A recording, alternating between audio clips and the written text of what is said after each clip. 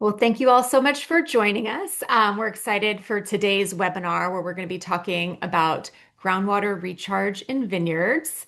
My name is Lisa Franchioni. I'm the Deputy Director of the California Sustainable Wine Growing Alliance.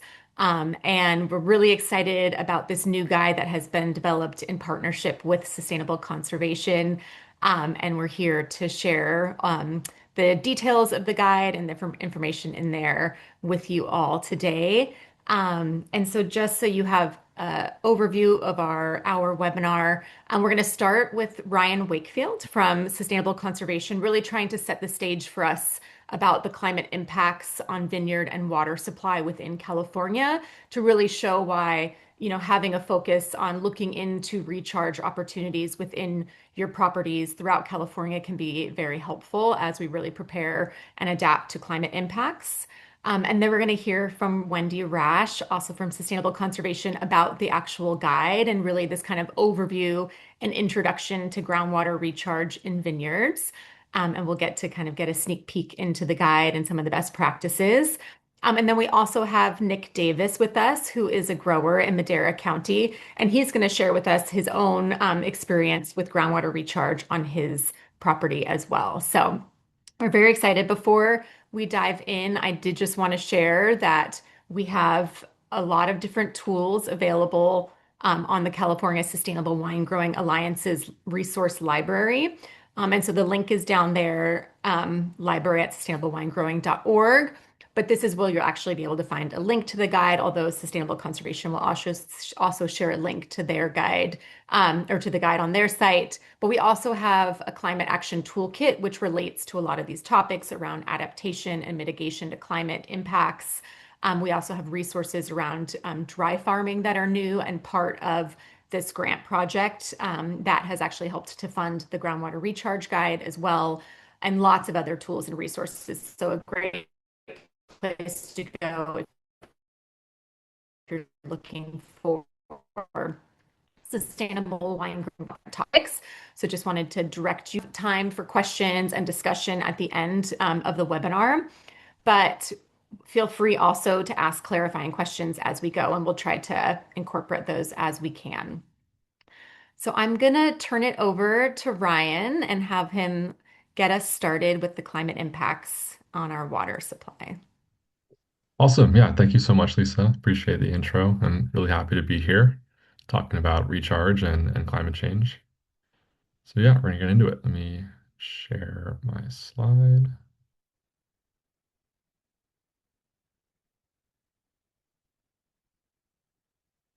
All right. Are people seeing this right? Yep, looks good. Amazing. Okay. All right. Yeah, let's get into it. I have some back-to-back title slides. So yeah. So yeah, my name is Ryan Wakefield. I'm working at Sustainable Conservation. I'm really happy to be here. So yeah, a big part of our work, or what's becoming a big part of our work in the groundwater recharge space, is kind of this question of what role can groundwater recharge play in a climate change future? How can it be a tool in our toolbox when thinking about responding to climate change in agriculture? So I'm going to be giving kind of a background on some climate impacts that we might expect in California, focusing mostly on water resource impacts and impacts on agriculture and viticulture more specifically. So yeah, what are some impacts that we might expect? So a really big one is that climate or precipitation patterns are expected to shift kind of in their timeline and become a lot more variable. So more precipitation is expected to fall as rain instead of snow, and it's going to be falling earlier in the season. So we're going to be getting more of these bigger winter storms in the winter months, and then sort of less snowpack and therefore less snow melt extending into the drier season. So yeah, bigger winter storms is going to mean increased flood risk in that wet season. And like I said, some less water in the dry season. So wetter winters, drier summers, essentially. Another big one is that warming temperatures are expected to increase evaporative stress. So a warmer atmosphere can hold a lot more water, And so it's going to want to pull a lot more water from the landscape, pull a lot more water from plants, from soil. So yeah, as more water that is applied to the landscape is going to want to evaporate, transpirate more readily. And what that means is that more water is going to be needed to kind of to be applied to the landscape to keep up with that process and to maintain soil moisture, maintain crop health, that kind of thing. And then another last big one we're going to talk about today is that drought events in the future are expected to be more intense. So we're always going to have droughts. We're always going to have these stretches of years where we get less water than we might like. But when you combine that with these warmer temperatures overall, those impacts are going to get amplified. So we're going to have less water to go, less surface water to go around overall in those drought periods. And then those kind of drying effects, the drying impacts on the soil, the sort of stress on plants is going to be amplified as well. And so, how are these impacts sort of more specifically going to be affecting agriculture and vineyards in California? So, starting with that question of increased precipitation variability, um, like I said, as we're going to see these bigger winter storms earlier in the year, any low-lying fields or areas prone to erosion are going to face a greater risk of physical flood damage. Flood risk is just going to increase as we get these sort of higher concentrations of precipitation in the winter. And then because of that shift in precipitation pattern, as we get more water in the winter months and less snowpack, meaning less snow melt throughout the year, less precipitation later in the year, there's going to be less surface water going around in the growing season. And then the question of increased evaporative demand. So like I said, vines and soil are just going to become kind of thirstier as warmer atmosphere is wanting to draw more water out of them. And so as a result, more applied water is going to be needed to maintain vine and soil health. So irrigation needs are going to go up a little bit to kind of keep up with that process, with that warmer atmosphere. And then with the question of drought intensity, like I said, in those drought periods, just with warmer temperatures, there's going to be even less water going around in those periods. And then these drought impacts on soil moisture, on crop health, those kind of drying stress effects are just going to be amplified. And it's likely going to be harder to kind of get out of drought conditions as they kind of harden with those higher temperatures. And so that brings us into the question of how does groundwater and groundwater recharge kind of tie into this equation? Why are we thinking about groundwater and groundwater recharge in the context of climate change and how vineyards can respond to climate change in the coming years? So across California, a lot of wine producing regions and vineyards do rely on groundwater, at least in part for their irrigation needs. Even if surface water is a primary use, a lot of areas do use some or a lot of groundwater for irrigation needs. And a lot of these biggest wine producing regions do sit on groundwater basins that are considered high priority under the Sustainable Groundwater Management Act. So that means that those basins do have a history of groundwater overdrafts. They're considered high risk. They have a higher risk of undesirable results, like chronic overdraft, degraded water quality, that kind of thing. So, and yeah, so as I've sort of talked about some of the climate impacts, sort of an overarching theme is that there's going to be reduced surface water availability overall, and especially in the growing season. And so as that surface water availability is declining and applied water demand is increasing with that increased evaporative demand, it's likely that more groundwater is going to get used to make up for that deficit. So we're going to see a bigger dependence on groundwater supplies to keep up with irrigation needs because vineyards are a perennial crop. They need water year round to survive. So they're going to need likely more groundwater overall to make up for that lack or that reduction in surface water availability. And so following that line of thinking, this kind of increased dependence on groundwater resources is expected to exacerbate this trend of groundwater overdraft and these undesirable results. So as groundwater is drawn down and as there's less surface water available, we rely more on that groundwater to make up for the difference, and then the cycle kind of continues. Um, so how can we think about, what can we do to counteract this trend of groundwater overdraft, especially considering that climate change is expected to kind of build on that trend? How can groundwater and groundwater recharge be a tool in that equation? So yeah, we believe that managing groundwater use and expanding storage can limit these undesirable results and build resilience in the face of climate change. So groundwater recharge can help replenish these aquifers that have been overdrafted for a while.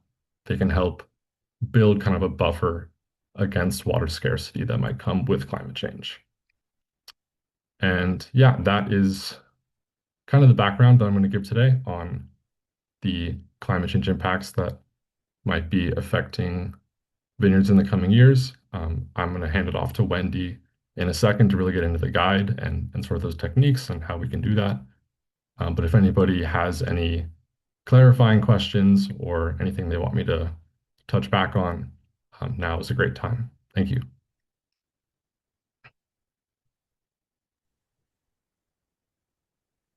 Thanks so much, Ryan. I think we don't have any questions right now, so I can just hand it over to you, Wendy.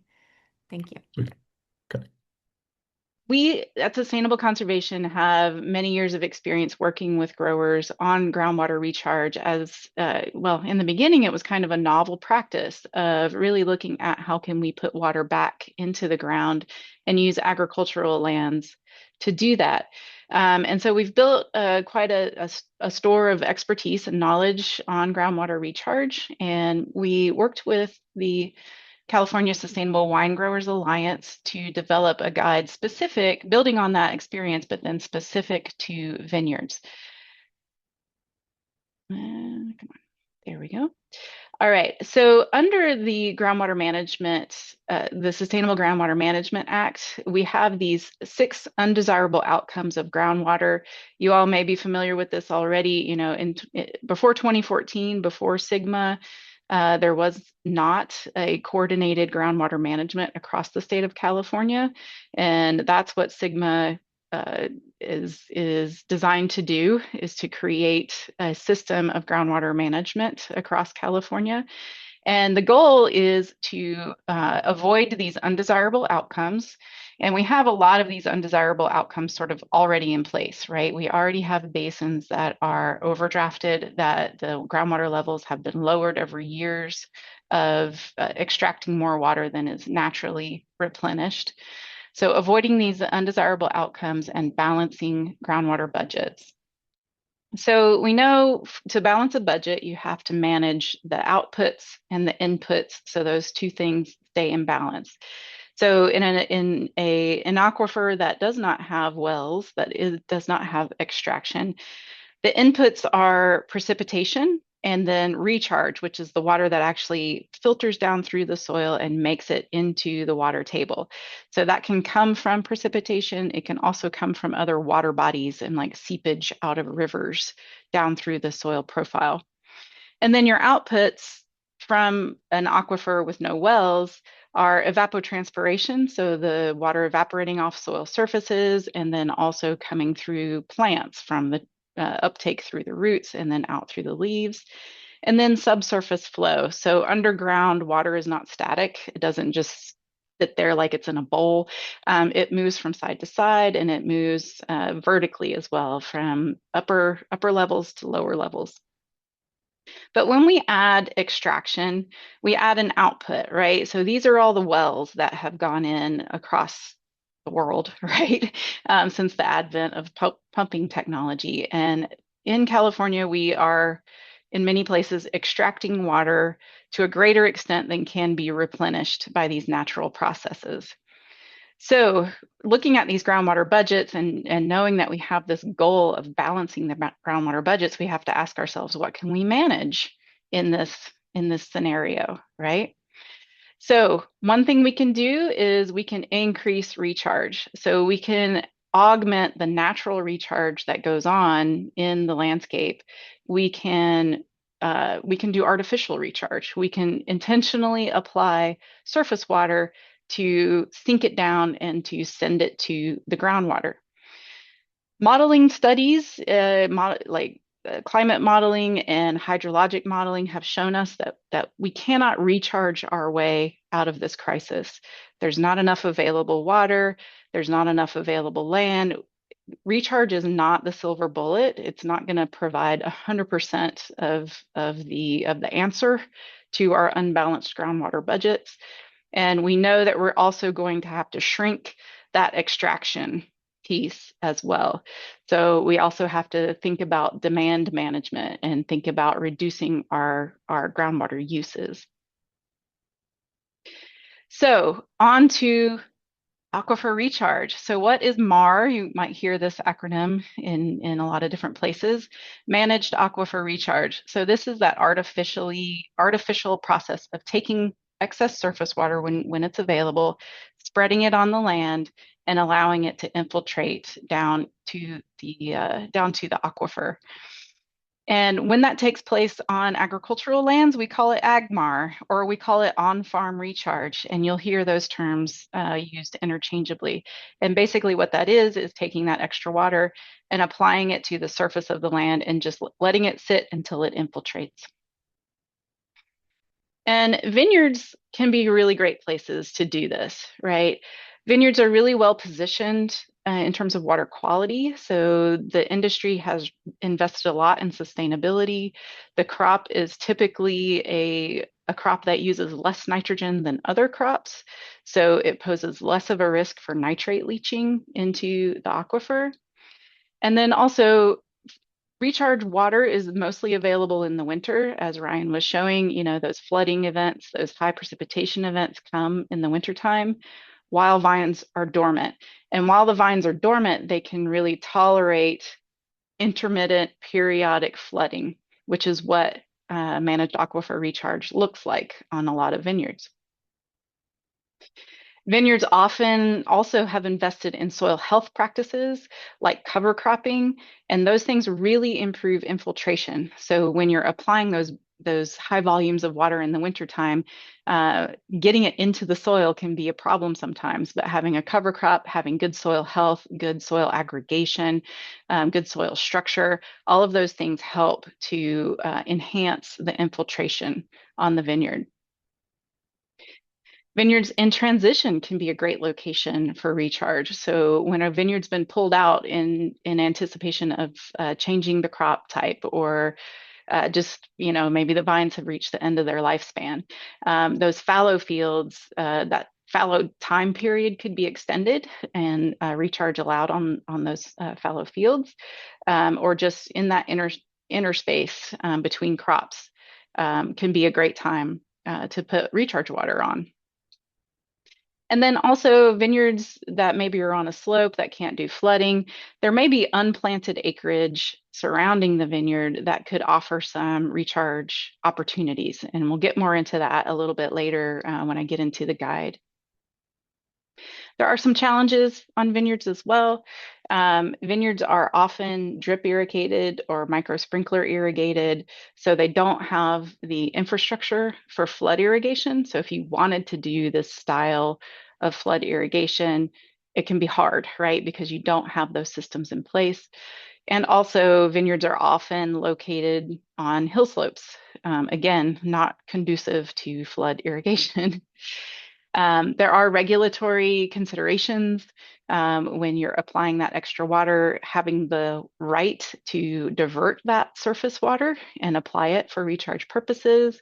Water quality concerns, depending on the source of the water, might require permitting from the regional boards, or it might require a CEQA process. So those are all things that are considered in the guide and laid out in the guide. And then in areas where there isn't a severe overdraft of groundwater, the governing bodies, the groundwater sustainability agencies that are in charge of managing the groundwater sustainability plans, they may not be as invested in helping growers to do recharge. And so there may not be a lot of help available.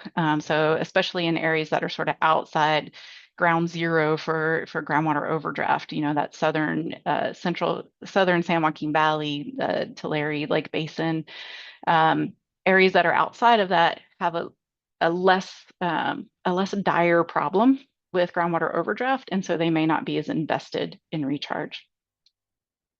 And then, as we all know, current markets are not that great for grapes. So talking about a practice like this that does not have a direct correlation with a profit increase. Doing recharge may incur costs, and it does not increase your bottom line. And so, without incentives, without some kind of help from a GSA or other agency that's really promoting recharge, it may not be possible. It may not be financially feasible. When we started working with CSWA on this guide, we interviewed several growers and asked them what their concerns were about recharge. And so these are the things that came up for them. First, erosion and drainage issues. So thinking about putting a lot of water on a vineyard, and how do I protect the structure, the soil of the vineyard from erosion, and how do I make sure that it drains properly so that my vines are healthy? Second, cost. We just talked about that. Plant health. So will intermittent flooding for recharge, will that damage my crop? And nobody wants that. Nobody wants the crop to be hurt in this process. And then basically, is it worth it? Is it worth the cost? Is it worth the trouble for the benefits that we see? Whether that's local flood risk reduction or local water supply increases, is it worth it to me? So these are all the questions that we tried to address in the groundwater recharge guide for vineyards. So this is our cover page of the guide. It's out now. When I'm done presenting, I'll drop a link in the chat for you so you can get to it. And this guide is it's really aimed at growers. It's for use by you, the growers, as well as your advisors, your CCAs, your PCAs who are helping you with vineyard management.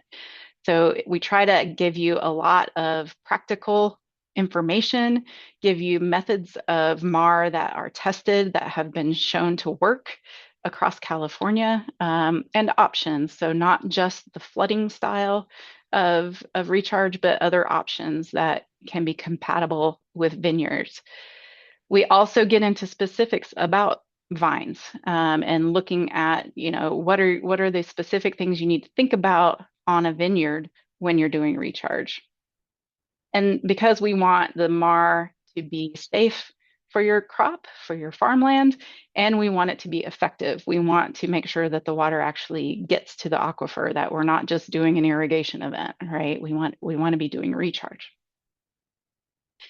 So how the guide works, we start out with a legal and regulatory framework. So that system of governance for groundwater management that was established under SGMA, under the Sustainable Groundwater Management Act. We give you information about how to find out more about your local GSA, your Groundwater Sustainability Agency, where to find information about the plan that applies to your area. We talk about water sources, like where are you going to find that extra water in the wintertime for recharge? And then how are you going to get it to your vineyard to apply for recharge? So we talk about all of that. We also talk about how can you evaluate your site? Is your site actually good for recharge? Is it suitable for doing recharge? So the soils, the underlying geology, the water quality issues that might be pertinent for your area. So we discuss all of that. Then we get into vineyard specific crop considerations. So thinking about disease management, making sure that We are keeping water applications at a level that is safe for the vines, for the root zone. This middle table here is actually a crop calendar that, based on your soils, based on your irrigation water delivery system and its capacity, how much water can you put on? If we assume a 5-day flooding event, right? How much water can you put on per day safely that should infiltrate and should make it down to the water table? And then how much time do you need in between those flooding events to allow the vineyard to dry down? You can always add more days if you need to do pruning or other cultural practices in the wintertime. But this table is specific to vineyards. It was developed as part of a model that Sustainable Conservation and Earth Genome put together called the Groundwater Recharge Assessment Tool. So that's in here, specific information for vines. And then last, we give you nuts and bolts. We give you how do you implement recharge? How do you manage that water when it's going on the field? How do you monitor how much water has gone on and estimate how much recharge you've achieved?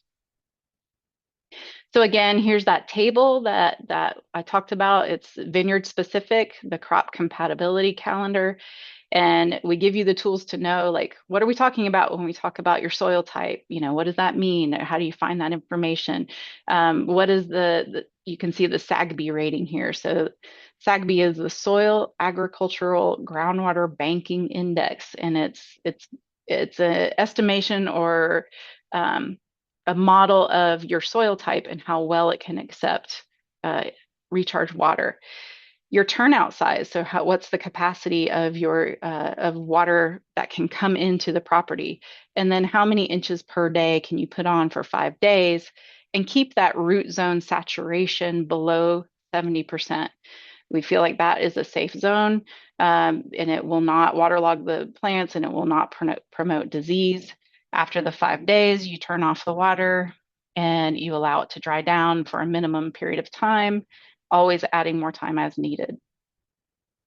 We also give you links, tons of links to data and tools. So we're walking you through all of these topics, but we're also sending you to different places to find information that's specific to your site.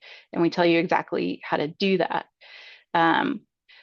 This is one of the tools that appears in the guide. It's a decision tree. So really looking at, is MAR a priority for me? So after we talk about all the benefits of managed aquifer recharge, we let you decide, is this something that's important to me right now? And is MAR right for my operation? Can I do MAR, either the flooding style or something else, on my vineyard? If I can't do the flooding style of MAR, flood MAR, what are my options for enhancing groundwater sustainability? And you have a lot of options, and we walk you through all of those in the guide, including, you know, recharge on the vineyard through flood irrigation. That's kind of the classic style, through your sprinklers or your drip lines. This one is a new one, and it's a little more expensive. Well, not a little, it's fairly expensive. A subsurface or a reverse tile drain. So while a vineyard is in transition, installing drain lines that go down below the root zone, and then recharge water can be applied into those pipelines and then filter down towards the aquifer below the root zone of your crop. So while it's more expensive, it also gives you a lot more flexibility on the timing and the amount of water that can be applied on the vineyard footprint, right? Your vines aren't seeing it, the root zone isn't seeing it, but it's still on that vineyard footprint. And then the fallow field or swale rewilding. So a fallow field, we know what that is. Vines have been pulled out. A swale rewilding is really just taking out problem areas in the vineyard, maybe a low-lying area that already collects water, maybe productivity isn't so good. Pull the vines out of that area, pull the irrigation out of that area, and just add some vegetative cover and let water move into that. Off the vineyard, so in areas surrounding your vineyard, you could actually put in a dedicated recharge basin. This is kind of a picture of a large basin, but on-farm basins that we have seen range anywhere from like 1 acre in area all the way up to 20 acres in area. So they're smaller than what you see kind of down in the South San Joaquin, these giant infiltration basins, right? But they are little pieces, little odd areas that aren't being farmed that could be transformed into a space dedicated to groundwater recharge. Again, with a basin, you can take water at any time of year. It doesn't affect your crop health, and it provides some benefit for recharge. Also, on hillside vineyards, you might have areas upslope of the vineyard or alongside the vineyard where you could implement swales and berms. So just little indentations in the landscape, with a little ridge at the downhill side that collect water and allow a little bit of extra water to infiltrate on the landscape. Very passive, very low maintenance, but also a way to sort of enhance groundwater recharge. And then a flow-through basin is really kind of an enhanced floodplain. You might have a riparian zone adjacent to the vineyard where you could either make the floodplain a little bit wider, or do a shallow basin in that floodplain so that it holds a little bit more water when that creek or river gets to a certain flood stage. So it's basically just expanding the capacity of the floodplain to hold water very, very temporarily at a certain flood stage. And then if direct recharge just will not work on your property, or you can do this in addition to direct recharge, there is demand reduction. So reducing pumping, reducing groundwater pumping. One of the ways is in lieu recharge. So using a new surface water supply like purple pipe, like recycled water. So this is a picture, I think it's in Napa County, of a hookup for a vineyard that's receiving recycled water from the local sanitation district. That could be a new source of surface water and allow you to turn off your groundwater pumps for a little while or reduce the amount of groundwater that you pull.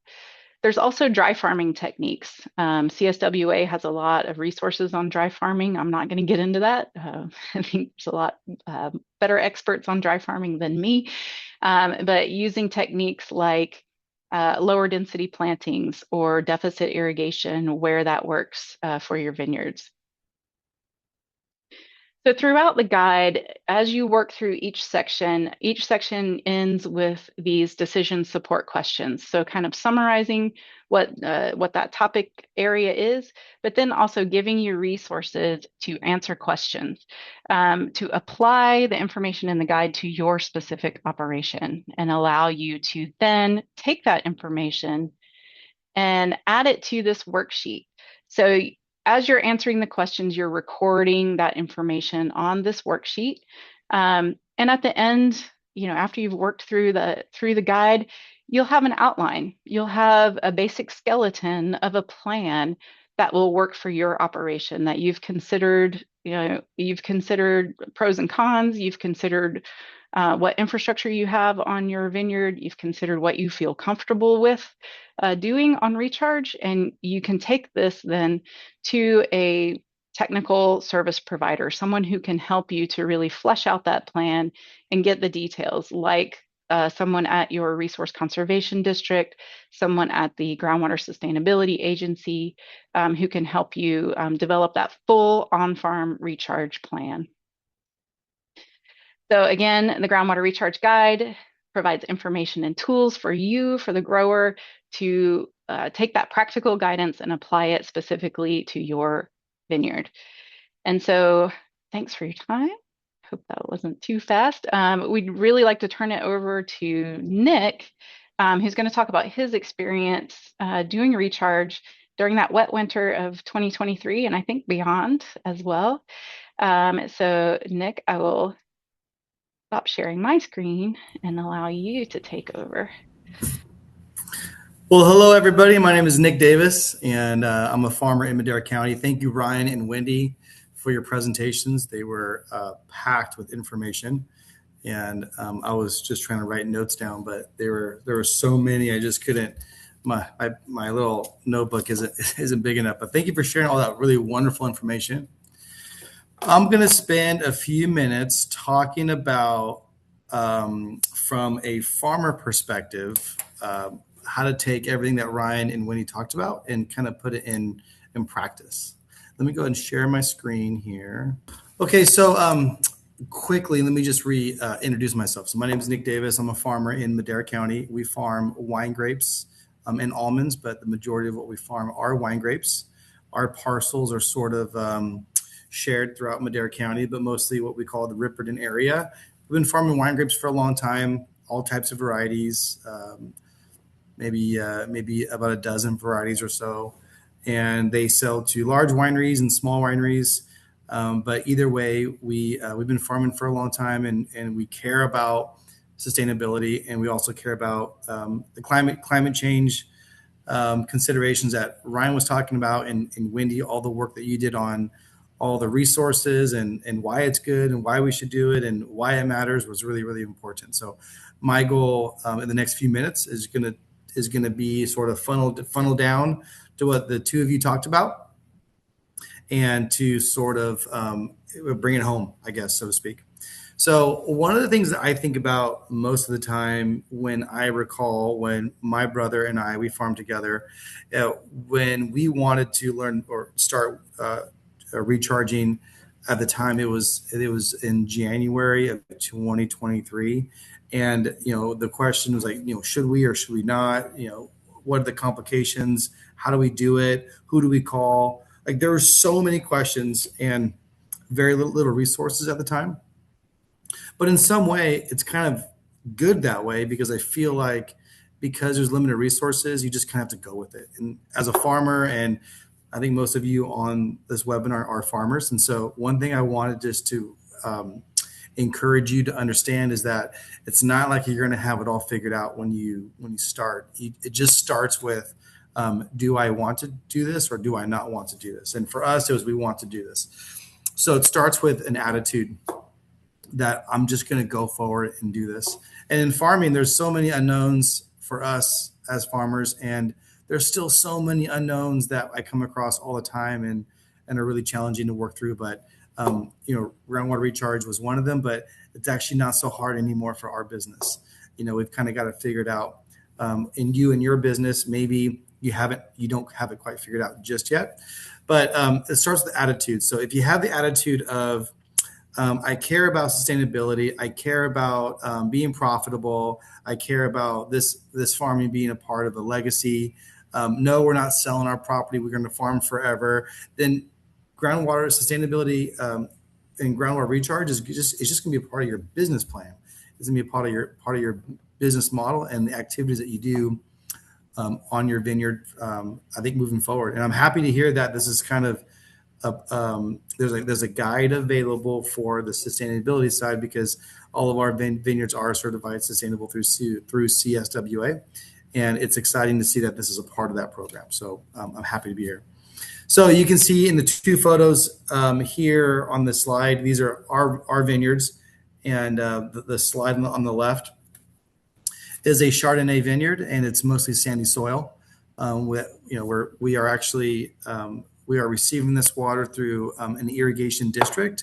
The slide on your left is a vineyard that is in what we call the white area, so it's not in a surface water district. The slide on your right is in a surface water district that we receive water. Now, you would think it makes, why would one, if you're in the surface water district or your GSA and it's made up of a surface water district, you may ask yourself, well, why would I need a recharge, because I'm paying membership dues and assessment fees to have access to surface water. Therefore, I have all the water that I can possibly have. As long as the district has water, I have water. And then I have a deep well on the property that I can supplement when surface water may not be available. But that thinking is not necessarily the right progressive forward thinking that we're going to need to have in the future. Just because you're in a surface water district does not mean that you are safe by any means. It just means that you're safer than being in a non-surface water district like the property, the photo on the left. So we did recharge on both irrigated land and or surface water land and non-surface water land. So the photo on the left, this vineyard received water from an irrigation district that neighbors this property. And luckily they sold it to us. So we purchased water from them and ran it through a shared underground pipe. And then we threw it into a booster and boosted it up and into our concrete line where we flood irrigated it into our vineyard. So I'll talk more about that in a little bit, but that's just, and I just want to share that compare contrast. We still purchased water for recharge in a surface water district where we had land not in the district also. And then since the slide is up, let me point your attention to the right photo. If you can see our cover crop, that's all native cover crop from the year before that just did an outstanding job of growing. You can see that we had pruned this vineyard already, but this is early January, but we have not yet shredded the canes. So all of you farmers that are farm vineyards, you can see the canes in the middle of the vineyard row. So the problem is, when you none of us know when the water's coming, right? We don't know when we're gonna recharge. When is there excess water? Like we have no idea. It just shows up, or now is a good time. And so in this scenario, we had already pruned the vines. We haven't tied our canes yet to the wire, but we did prune. And so we just flood irrigated with recharge water. And then later we just went in there and mowed it. And it took a long time to do. But generally speaking, when you recharge, it will interrupt some of your normal activities in the vineyard. And this one happens to be shredding the canes. The vineyard on the right received 9 acre-feet of water per acre. So imagine a column of water 9 feet tall this vineyard took in recharge water that year. It's just unbelievable. And obviously the cover crop is going to help with that.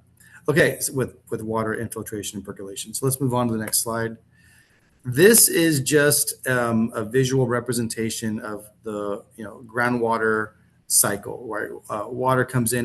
This is overly simplified here, but we just know that water comes from all different places, and then it falls into the ground under whatever's not used by plants, falls past the root zone and then lower into our aquifer, and then we pump it out of the ground, and that's basically showing the cone of depression. But water comes from all other places. This is the vineyard that I was just showing you in the front slide on the bottom right. Might even be the same photo. But let me talk about some of the things that are really beneficial from recharging. It improves crop yields, right? So think of it as beginning of the year as a farmer, we all think about when do I turn the pump on, right? I mean, do we have a wet winter so that my roots are moist, my root zone is moist, and I don't need any water? Well, there's been some dry winters since, and we've had to put water on. So think of it as just flood irrigating or putting water to get your soil up to soil capacity, which is awesome. Obviously you care about water supply security. I mean, both Wendy and Ryan talked about this, but what is your plan? I mean, how is this going to pan out in year 3, 4, 5, or 10? I mean, having water banked is a really good plan. Now, if you put water in your vineyard that's in a water district, the district that I know of, at least that we're in a couple different districts, but they don't recognize that as recharge water. We as farmers, as a member of the district, don't get a credit for the water we may purchase from the district and put in the ground. We don't get a credit. Okay, so it's just a feel good thing that you can help support the efforts of recharge by leveraging your field. And sometimes you have to either buy the water from the district or they give it to you at a very, very deep discount. But sometimes, like in this last in 2022, 2023 winter, there was just so much water that it was just everywhere. And it would have been wonderful if everybody just took as much as they possibly can. But it was the first year. It's kind of hard to figure out. Number 3 there is leach salt deposits, right? So in our neck of the woods, we don't have so many salts that it inhibits growth or root growth or production or vine growth necessarily, but there are areas that they don't leach very well, and you get evaporation, you get salts, you got hard water, right? A lot of salt in your water that evaporates and leaves salt deposits behind. So taking that really good, fresh, clean water that comes from the mountains, that is just clean and not as salty, pushing those salts to the ground is wonderful. Obviously, we care about nitrogen, but I think Wendy touched on it that wine grapes don't use as much nitrogen as other crops like almonds. But I would probably suggest that it's really hard to manage nitrogen and nitrate nitrogen as a farmer. But basically, you only apply what the plant needs. So you're hoping that by the end of the growing season, you have very little nitrogen left. So if there is an opportunity to recharge, I hope the orchard or the vineyard is prepared for a recharge event. Number 4 is SGMA compliant. So it's obviously Sustainable Groundwater Management Act of 2014. We have another 15 years or so, 14 years left to be in compliance, and it's no joke. I mean, we are going that direction, and some GSAs are ramping down how much water that growers can use or extract out of the ground, which are great opportunities for you to put water back in the ground, which segues into number 5, which is water credits. And so when we applied this water, we applied throughout our ranches probably maybe 2,500 acre feet of water that we put back in the ground in all of our ranches, which was significant for us and our little farms, our little flood irrigation systems. But we were able to get a credit finally from the county of Madera, the Madera GSA. Now this is the white area that we put water on, not this ranch that you're looking at in the photo, but the first image on the left side of the slide was able to receive water credits. And so at the time there was no water credits, and the county says, we don't know what we're going to do. And we spent $120,000 that year on water that we didn't know if we were going to receive a credit or not. And that was significant because my brother and I mean, as Wendy said, the wine grape prices are just the wine grape market is really challenging right now, extremely challenging. And at the time, we're like, we don't really want to spend this extra money, and we don't really know if we're going to get a credit. But we knew deep down that it was the right thing to do, and we wanted to participate in that effort. And we wanted to look back and say, that was a time when we rolled some dice, and luckily throughout the last couple of years, we were able to receive a credit from Madera County. They recognize for every acre foot we put back in the ground, I think we get maybe 9.9 of it back as a credit that we use on our white area ground. So actually it paid off, but we definitely did not know if it was going to be that way or not. But we just felt good about that it would, because how can an agency not support the effort? If they didn't support the effort and offer a credit, then you would have a really hard time in the future getting any farmer to participate in groundwater recharge. So there had to be something given, and we appreciate that, right? So it works out for everybody who participated. Number 6 is sustainable practice. Like obviously, I think most of us on the call who have vineyards are sustainable. As a farmer, you always feel like you've been sustainable, at least as a family farming business. You just you do the best you can and try to make some profit for the following year, and that's just the name of the game. So that's exciting. And then also number 7, it just feels really good. I hate to say it, but sometimes you do things that don't necessarily make sense financially, but they do feel really good. In this case, it worked out. But if we didn't get the credit, it would have been a big hit to the business. But it worked out. So it does feel really good that we can participate in that. Some of the consequences are, as you see in this photo, which I think is a different photo, another ranch of ours, but you see a little bit of cover crop in the middle of the vineyard. You can see that we cut canes, or we pruned the vineyard. Some of the canes we got to tie still. The infrastructure costs. So let's talk about that, right? So when I was in the beginning presentation, I say, how do I do this? Where does the water come from? Do I buy it? Is it free? If I do get it, where does it come from? Is it a turnout? Is it the river? Is it my neighbor's reservoir who has the ability to get? There are so many different ways for a person to get water, and you just kind of got to figure that out on your own. frankly. But I would start with a vineyard and go, okay, I may have water here. I went to my local irrigation district. They said I could do this. They have water at this time.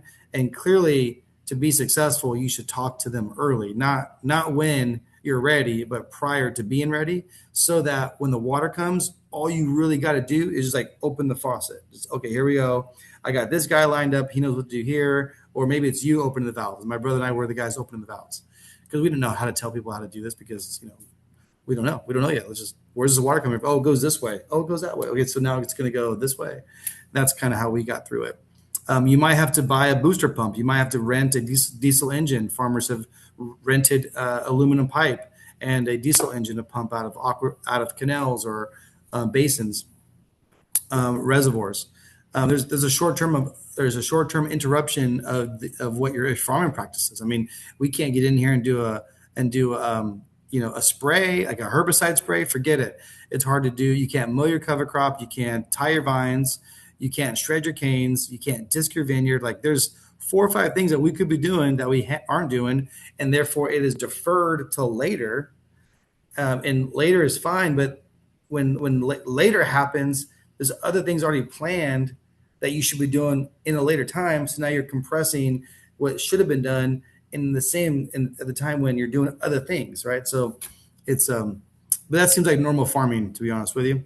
Number 3 is who's going to do it? Who's going to turn the pump on? Who's going to fill up the diesel engine? Who's going to do X, Y, and Z? I mean, that's actually the name of the game. But I think you're all very capable of figuring out who can do it. But then number 4 is nutrient management. Obviously, we talk about nitrogen and nitrate leaching. All that money you put into fertilizer, it stinks. You do lose some of it. We don't want to contaminate our groundwater aquifers with nitrate, nitrogen. We do not want to do that. But then you're like, well, do I recharge? That's very beneficial. But I'm also pushing nitrate down. Like it's a very if-then scenario, but it's tough. So those are some of the consequences. This video may or may not play. Let's see. This is an orchard of ours that we, an almond orchard in Madera that we recharge water. I don't know if you guys can see this or not, but it's just loaded.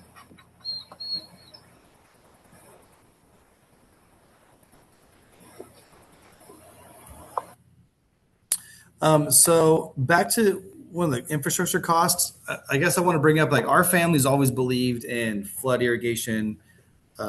It's a wonderful practice for introducing farming to an area that doesn't have any irrigation, right, through a flood system.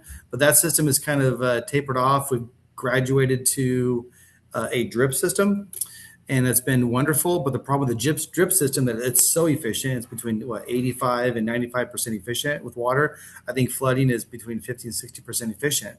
Well, the problem with being so efficient is we're not leaching anything. So even flood irrigation in the summertime, if you're in a water district, is still a good practice. So because its inefficiency is obviously supporting groundwater recharge. So it's not such a bad thing anymore, in my opinion. It actually costs more money to the grower to do it, and that's why we kind of go towards drip irrigation. But that not everybody has a flood system or a concrete system. We're lucky to have those. My dad's been a proponent of don't take it out. When we buy a new piece of property, it has the flood system and we keep it. But some farmers say, I don't want that expense of maintaining it and repairing it because there are expenses. So they just yank it out. Let's see. Here's my last slide. It's just, that's me on the day that we started recharging in January. My brother took a picture of me down there on the ground. Here's 5 easy ways, steps for success. Like I said, step 1, you got to start with yes. You got to say, I'm interested.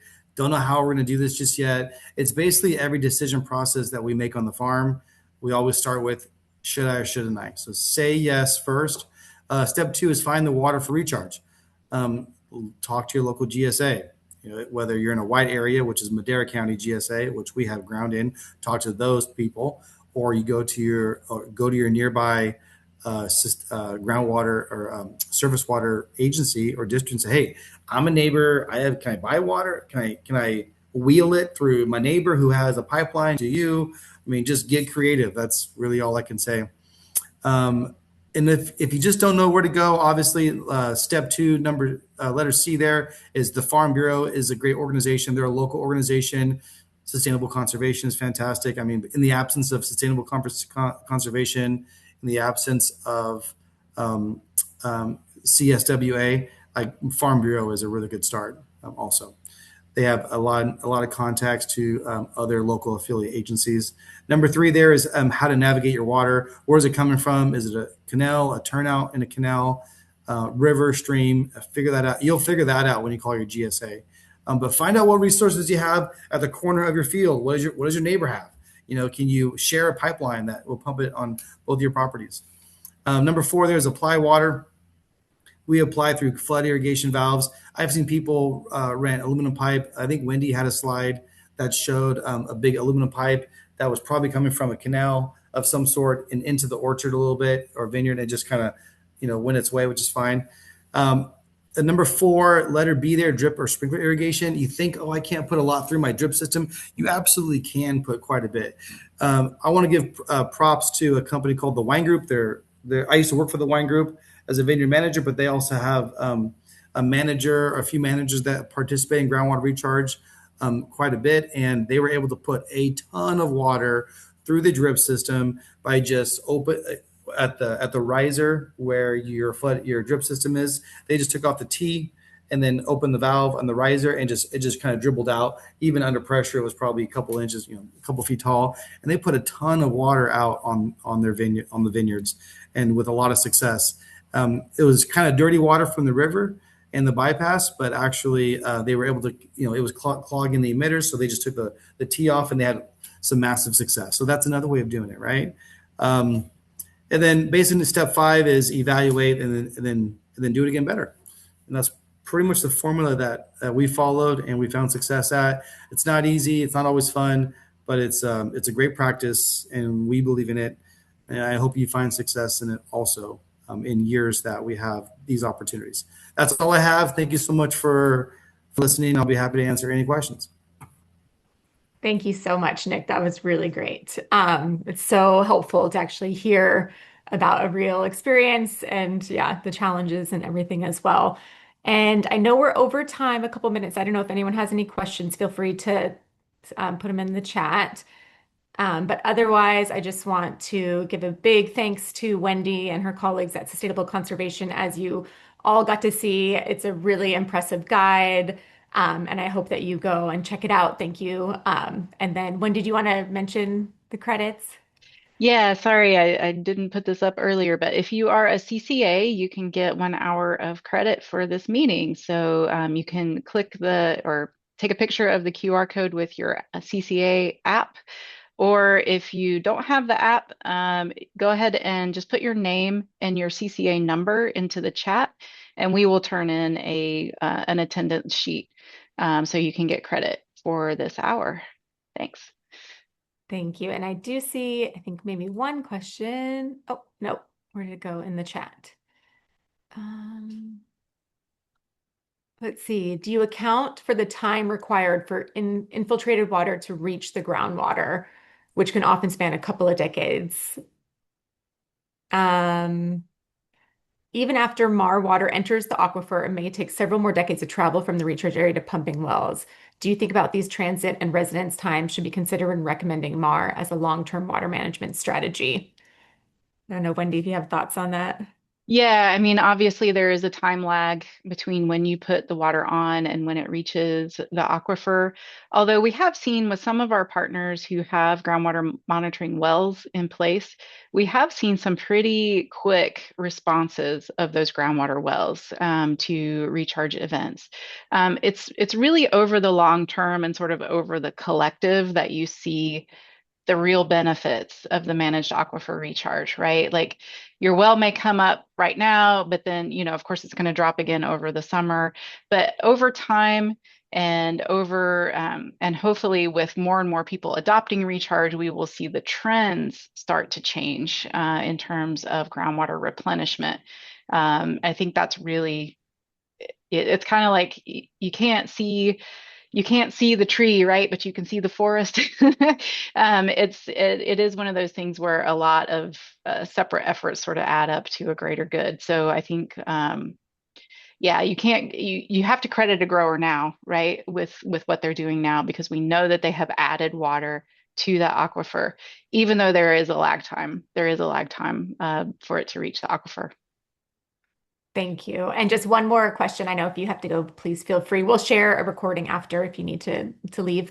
Someone's asking if they can use water from a detention pond or use the runoff water for recharging the vineyard from the detention pond.